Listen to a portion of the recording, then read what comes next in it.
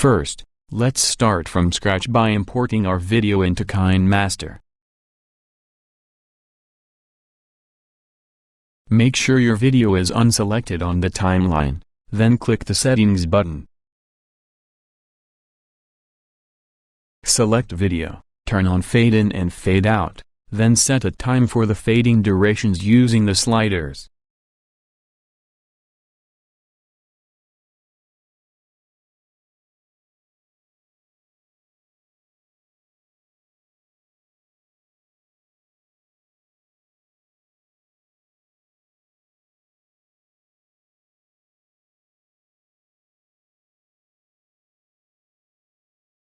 All done.